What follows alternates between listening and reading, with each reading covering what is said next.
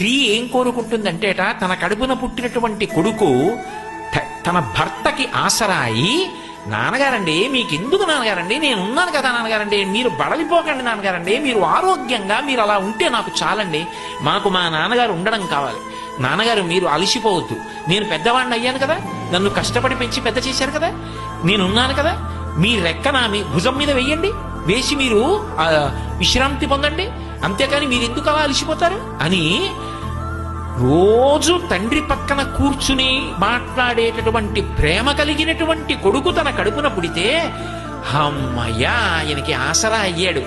పురుషుడు ఇంత కష్టపడి పెంచి పెద్ద చేశాడు బిడ్డల్ని, ఆయనకి ఆసరా అయ్యే కొడుకుని కన్నాననుకుని పొంగిపోతుందట. హేరంబుడు అంటే ఎప్పుడూ శివుడి పక్కన కూర్చునే లక్షణం ఉంటుంది కాబట్టి వినాయకుడికి హేరంబుడు అని పేరు. అంత గొప్ప కొడుకుని కన్నానని పొంగిపోతుందట అమ్మవారు. పెద్ద కొడుకు